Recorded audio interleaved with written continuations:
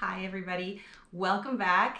It's been a long time since I've made a video. It feels like I've been working on other stuff for a while. It is a rainy Saturday on this, I think it's like the 7th week of the stay-at-home orders, maybe 8 for some people. And we're actually coming down to the end of the blanket, or at least I am. We've created this so that, or I've created this so that you can go at your own pace. Some people may be just joining us. Some people may be only into their second or third square, and that is absolutely okay. I'm actually kind of shocked because usually when I start a spring blanket, I don't intend it to be used in the spring that I started it. It takes me like sometimes a year because I have such a short attention span that I'll do it for a while and then I'll work on another project and I'll start on something else and then I'll eventually come back to it. It takes a long time for me, but to get an entire blanket done in 2 months is quite a feat for me, and I've been doing this a long time. So if you're sitting there going, I'm only on my second square, I can't believe this. It's not a competition. We're not in a race or anything. The reason I stayed so focused is because I wanted to stay ahead of you guys so that I have something, you don't get bored, and I've always got something new for you to learn. At the end of this blanket, I've already got ideas for other things that we can do. Even if they do end up opening up and ending the whole quarantine thing, which sounds like it's going to take a while, it's going to go in phases and it's going to take a while, we can continue doing this. And I think the next thing I'm going to do, actually the next projects I'm going to do will be smaller, shorter projects. So if you are looking at this blanket going, it's too much, I can't handle that kind of a commitment, I think our next ones will be, I'm thinking about doing some cute little coasters and some dishcloths and some easy fun stuff that you can whip out quickly. And then, as I don't know if you saw, but Chris and I were talking back and forth, and I am looking forward to teaching you all how to do hats and scarves for the fall. So I don't know, maybe the quarantine started us, but we'll continue on. I'm pretty excited because it's been a lot of fun for me. I hope it's been fun for you too. So this is the blanket that I decided to do. It took us a while to figure it out because if you see the big gray heart on there with the daisy in the middle, that was the first applique I made, and I loved it so much I was like, this is the one I'm gonna do, and I was gonna do it on all the blue squares. And then my son came in and said, that might be a bit too much. And then we started playing with it, and then we decided we were gonna do a daisy without the heart around it. And then I didn't want them, it felt uneven to me, so we played with it some more. We made some smaller daisies. And so he and I actually figured out the layout together, and I'm super excited about it. I can't wait. The one thing that I'm gonna do that he doesn't know about yet, because he was an implement, or he was a big part of putting this all together, is I'm going to do this is called surface crocheting. I call it top stitching, but if you look up top stitch on the internet, good luck, because it'll be the top stitch of like 5,000 million stitches out there, but this is called surface crochet. And I just did one little stripe because one little stripe makes me think of maybe a stem for the daisy. And I was just gonna do it on the ones that had the little daisies on it, but what happens when you do surface crochet is it makes a line in the back. And although this is going to, obviously this blanket is definitely going to have a front and back to it, and you know, the back will be on you, whatever. I did want them, all of the blue squares, to have some continuity to them, so I am gonna actually do that surface line through the middle of the ones that have the bigger daisies and the one that has the heart. So that's good, because then I'm gonna show you guys how to do surface crocheting, which is super easy, and it's actually, if you want to do a monogram or you want to sign your blanket, which is kind of fun, or if you want to put 2020 on there, because someday people are going to look back at 2020 and it'll be an iconic year. It'll be like 9/11 was for a lot of us, and like, I don't know, 1969 was the year I was born, and that's the year of the moon landing, and it's always been fun for me to go, that was the year I was born. And so somebody will go, what were you doing in 2020? And you can go, I made this blanket. So, and you can have a little 2020 on there with your initials if you want to. So surface crocheting is really easy. You can really just go anywhere with it. And I'll show you how to do that today on this video. I think this video we're gonna, it's hard. You guys liked all of the appliques that we made, so I'm trying to decide which ones to do. I think I'm gonna start with the big daisy. The little daisy was just, I just modified the big daisy and I used a smaller hook. So this is with an H hook. This is with 2 sizes down hook, I think it is. And I also made it slightly shorter. So instead of, you'll see, these go out 8 chains and this one's only 7. So that's the difference between 2 hooks, the difference it makes. So we're gonna do, I think I'm just gonna focus on this and then I'll tell you how to do this. We're gonna do the surface crochet and then maybe we'll do, I know TJ was interested in this one, but with solid color. I agree. I really wanted to use this variegated color in there because I just liked the turquoise in it, but it just doesn't work with my color scheme. So everything I tried to make with it just didn't work, and sometimes that's how it goes. I think that when you start making a blanket, you don't know how it's gonna look. Like you can be organized and you can try and plan it out and everything in your head, but it kind of speaks to you as you go and it tells you what it wants to be. I know that sounds silly, and I really, really wanted to put this variegated color in there and it wasn't working. And I had no idea I was gonna do daisies. In fact, when I was getting to the end of my blanket and I posted it for you guys, I was like, I'm not sure I like the color scheme. I'm not really a yellow, blue, green person. But then when I put the daisy on there, I was like, la la, it works. It was crazy. It was just like magic. So kind of pulled everything together and I was super excited. Now I'm really excited to finish it. So you'll also see on the blanket too that I have 2 dark gray skeins off to the side. That's the color I've decided I'm going to put it all together with. So my son Chase and I were talking about it, and from a design aspect, I want the squares to stand out. I don't want the in-between lines to stand out. So I think having that dark gray will sort of make the in-between lines sort of fade to the background. And then what we're thinking about doing is, since I have a ton of white, I'm going to go maybe do like a scalloped edge around the outside of it to kind of bring in the whole daisy look to it that I didn't plan at the beginning. So it's just fun how it all kind of comes together. Yours will too. It'll start to speak to you and you'll be like, I think I really need to have hearts on here, or I think I really need to have roses, which we have. I've made these cute little roses. They're so easy, like really, really, you can make this in a minute and a half. Okay, that's a little bit of an exaggeration. Maybe like 5 minutes. And they are just little leaves. You can put leaves all around. TJ was talking about doing a cluster of them. You can do them in different colors. They don't even have to be like in the center or to the side. You can kind of put them anywhere on any square, and that rhymed. Anyway, so super easy. I think I'm gonna teach you this one too, just because of the ease of it. I tried 2 different hearts. So hearts are kind of my go-to shape. Hearts and stars. You'll see I have stars everywhere. They're my favorite shape. When I first did these, this was my favorite heart of all the patterns we chose, just the look of it. I don't know if it's because it's variegated or because I just didn't like the way it came together. It's not my favorite heart, to be honest. This one's better, and this is the easiest one. And all I did with this one is I made the heart that they had in the pattern, and then I just edged it with a color. So pretty easy. I think I can teach you this one pretty quickly too. So maybe we'll focus on this one, and this one for right now. We'll see how long a video that makes, because you probably don't want like a 30-minute video, but we'll focus on those ones. And then this guy is gorgeous. And I think I'm gonna make another one, and I'm gonna actually use them as coasters because they're the perfect size for a cup. So I think I'm gonna make a second one. I'm gonna make a second one anyway because I'm gonna teach you guys how to make them. I got this off of a site, a blog that had they actually look like flowers the way she did them, but they turned out more like mandala circles to me. And there's a different one for every day for like, I think there was like 4 months. I think she's still doing it. Like it was leading up to the coronavirus outbreak. So like there are a whole bunch of different, if you like this, you can go in and do tons of those. And I'll post the link on there. I think that this is probably one of the most complicated because it's definitely one of the bigger ones. And it needs its own video. It's just, it took me like probably an hour and a half to make this.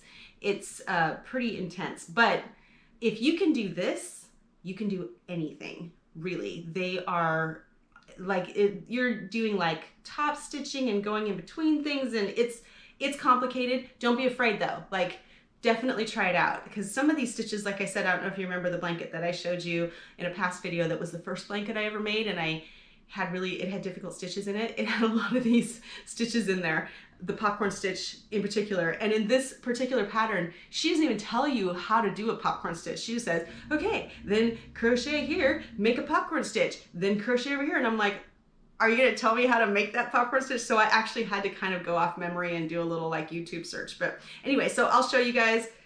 So pretty. I highly recommend. If you put this on your blanket, you are a star. Like, wow. After this, you can pretty much do anything.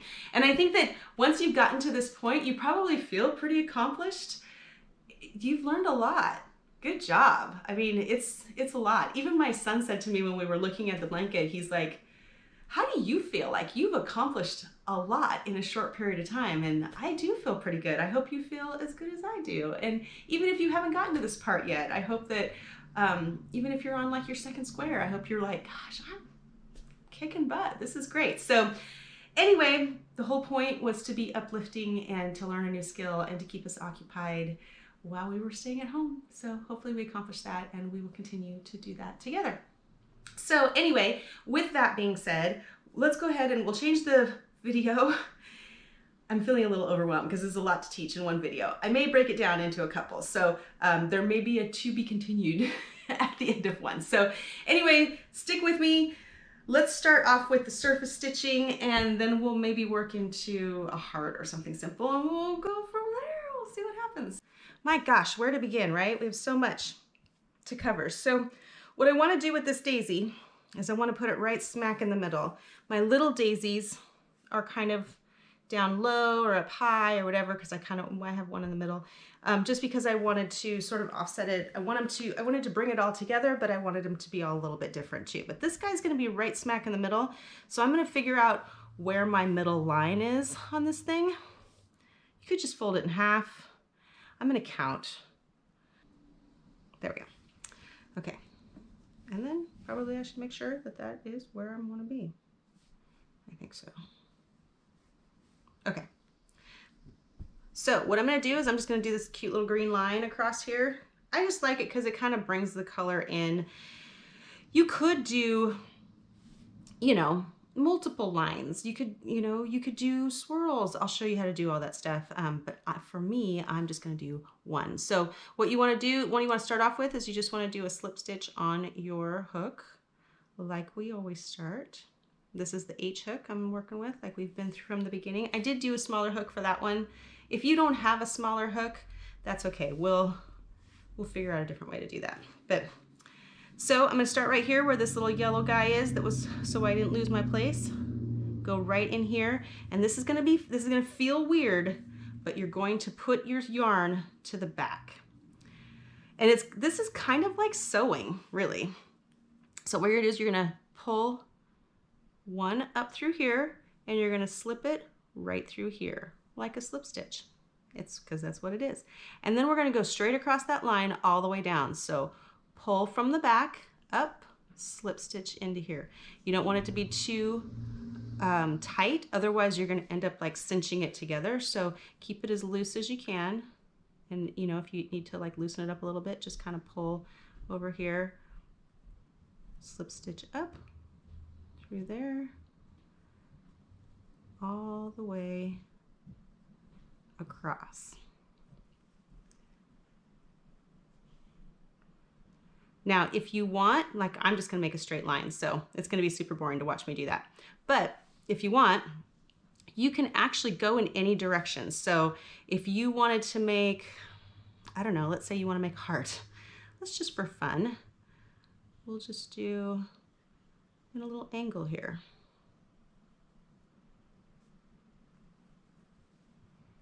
I'm doing it up, well, it's not upside down for you, but it is for me.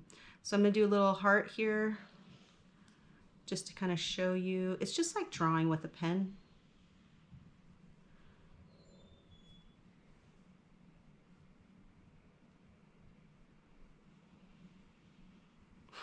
Sort of. Let's see, up through there.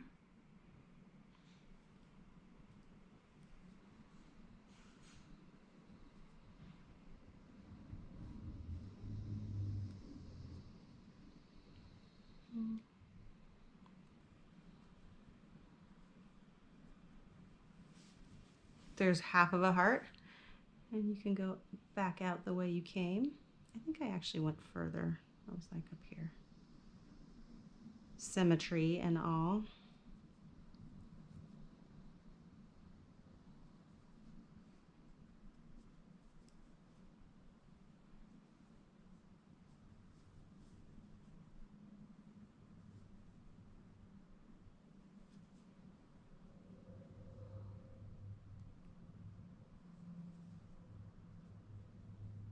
So there you go. If you wanted to, there's a cute little heart.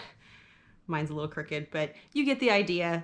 And then you can just end it right in here, knot it off in the back, and then you can weave in your ends back through the green. So that's what surface crocheting is. I'll just pull that back out. So I learned, you'll see in one of my posts that I posted a video that were like quick tips, like 25 crochet tips, and it was done by TL Yarn Crafts.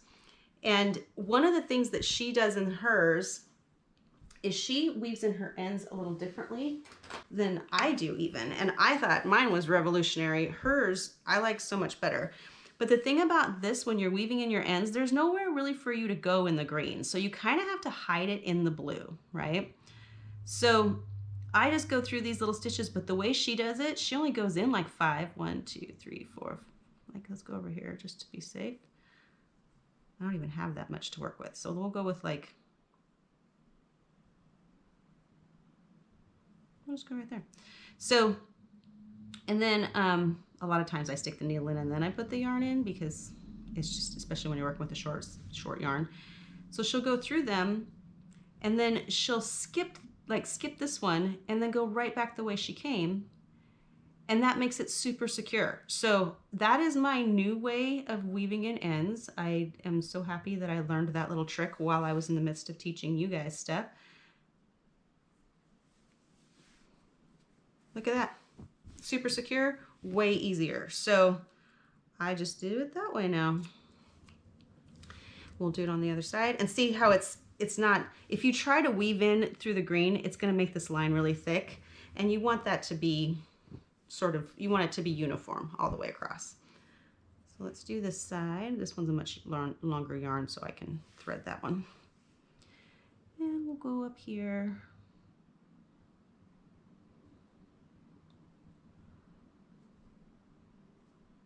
Just pick a few to go through.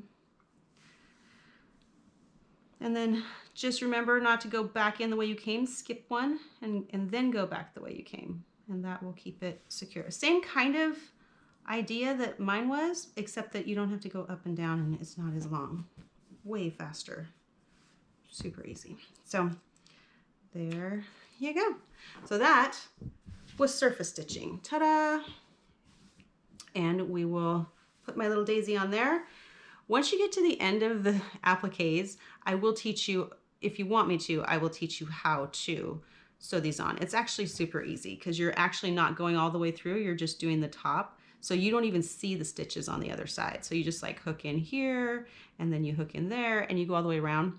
I haven't decided yet if I'm going to stitch it just around the circles so that these little guys are free, or if I'm going to stitch it like maybe halfway up. I do like the 3D effect of these kind of curling. So I might just kind of go around up here so that they're not like all janky all over the place. So, so I don't know, that'll be a decision that I'll make after we get all of this part done. Once the appliques are all on, it's time to put it all together. I can't believe that we're there already. It just happened so quickly. So, okay, so that is surface stitching on to our daisy. I'm actually going to pull up the pattern and I'm going to connect the pattern to this video too, so that you can, if you're better at reading patterns than you are at watching video, like for me, sometimes it's nice to have the visual of the video, but it's faster for me to just read the pattern. And especially in this case, because literally you do the round part in the middle and then you do one petal and then it's the same thing all the way around. So you definitely don't want to watch me do 12 petals because that's forever. So once you get one, you kind of got it down, right? This part is going to be all new to you. We are going to make a magic circle and we're going to crochet in the round, which I haven't explained to you guys yet. And it is life-changing, really. I used to do crocheting in the round. The traditional way to do it is like you would chain 3 or 4 and then you would like crochet in the first chain all the way, and it kind of makes this big hole, and it's super hard to once, especially if you're doing, in this case, I think I did 12 stitches around. If you're trying to do 12 single crochets into one chain, it's hard. So enter the magic circle that I got, like when I learned how to magic circle, which was like years into crocheting, it changed my life. So I'm going to teach you now, and we're going to skip all that other business so that you don't have to deal with that. So let me just go find, okay, so here's the actual pattern. I'm just going to go down here, skip all this business. Don't worry, she's using a G hook. It doesn't matter. You can use we're using the different yarn, a different hook. Just follow along. So we're going to start off with the 12 petal daisy. We're going to do the magic ring first, and then we're going to chain 1 and make 6 single crochets into the ring and then join them together. So here we go. You're going to learn a new skill. It's going to be fun if I can find the beginning of my yarn. Okay, so a magic circle is this. You're going to go around as if you were going to do a slip stitch, but you're not, or a slip knot, but you're not going to do it. You're going to pull this up, and instead of, normally you would just pull this whole thing together and make it a slip knot, but instead you're going to hold it right here. And the goal is we are going to, so we're going to slip stitch, we're going to make a chain right there just to kind of secure it. We're going to make our single crochets in this circle. So instead of trying to make it into one chain, we're going to go around this circle, and we're going to do 6 of them. So just 6 single crochets. 1, 2,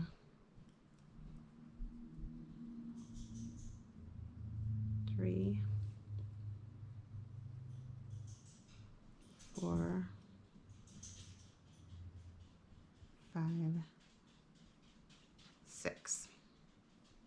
Okay, now here's where the magic part comes in. Made your 6 single crochets, 1, 2, 3, 4, 5, 6, and now we're going to pull this little tail, and it's going to bring it all together in a circle, just like that. And then to complete the circle, all you're going to do is you're going to skip, this is the chain 1, you're going to skip that. Make sure I do that right. 1, 2, 3, 4, 5, 6, because you want 6 stitches at around the outside, because we're going to go for 12 at the beginning. It feels weird to skip that first one. Sometimes if you're going to mess up, it will be there. You will end up going into that, and then you'll end up with 1 extra stitch, and you'll be like, how did I do that? So 1, 2, 3, 4, 5, 6. That's what we want to start off with. So, and she tells you to 6 single crochets. Usually they tell you at the end how many stitches you have. See how that's like in parentheses right there where it says 12 single crochets. That's at the end of the second one. That's how many stitches you should have at the end so that you don't get lost. So now what we're going to do is we're going to chain 1 to go up, and move this guy out of the way. Chain 1 to go up, and then what we're going to do is we're going to single crochet. We're going to do 2 single crochets in every single stitch around. When you're working in the round, your first row is the setup row. The second row, you're going to multiply it by 2. So you're just doing 2. The third row is you're essentially multiplying the first row by 3. So you'll do 2 and 1, 1 in the next one, 2 and 1, 1 in the next one. And it just kind of continues onward. This is a big deal when you start making hats and things that are closed at the top. So, but for right now, we're just going to do 2 all the way around. So 1, 2, 1, 2. So not counting this chain right here, you should have 12 stitches all the way around. So 1, 2, 3, 4, 5, 6, 7, 8, 9, 10, 11, and then this one that puts it together makes it 12. And what you're going to do is you're just going to go back into the original single crochet, not the chain, but the single crochet, go through there and slip stitch it like that. And that's how you join, and you have a perfect circle. Okay. But for us, we are going to change color. Are we changing color? Yes, we are. So we're going to go back. And you, just like before, whenever you change color, at the end of a stitch is when you pull that new color in.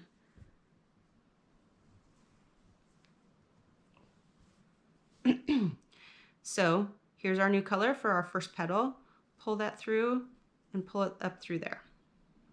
Now you can trim these. We're gonna trim them. So if they're in your way, you can trim them, but just for speed, I always, especially if you're making a bunch of them, I just leave them there and I trim them at the end. So what we're gonna do now is we're gonna chain up 8.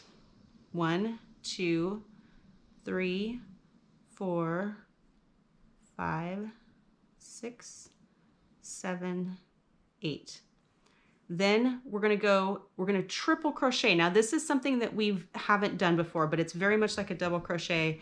A lot of times you'll see it called a treble crochet. I call it triple just because, you know, single, double, triple makes more sense to me, but you'll see it written as treble all the time. So instead of wrapping once like you would for a double crochet, you're gonna wrap twice. We're gonna go down 1, 2, 3, 4. So she wants you to start in the 4th chain from the hook and you're gonna triple crochet into that. So just like double crochet, go through 2. You guys get to see all my notifications. Go through 2, and then it's like that would be the end of a double crochet, but for us, we're gonna go to triple, so we're gonna go through the last 2, just like that. So then the next one, we're gonna do it again. 1, 2, into the next stitch, right? This is just a chain, just like you do in a regular chain. Pull that through, and you're gonna go 1, 2, 3. Now this is when our petals, see that at the beginning of our petal forming, it's gonna start to get skinnier. So we're gonna go down in increments exactly what the how do you do that? Like what the staircase is. So the next shorter chain or the next shorter stitch is going to be a double crochet. So triple, triple, double. 1, 2, and then the next one's going to be a half double, right? Because it's a little bit shorter. And half double, if you remember, you just go through all of them. And then a single right there. And then you're going to slip stitch into the next stitch to secure it. Just like that. And then this little guy.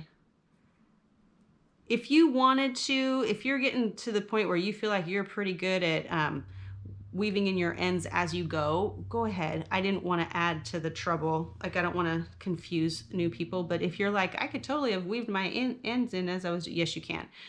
But just for this to make it easier, I'm just going to weave my ends in at the end so I don't confuse people. So there you go. There is your first petal. Now we're going to make 12 of those petals all the way around.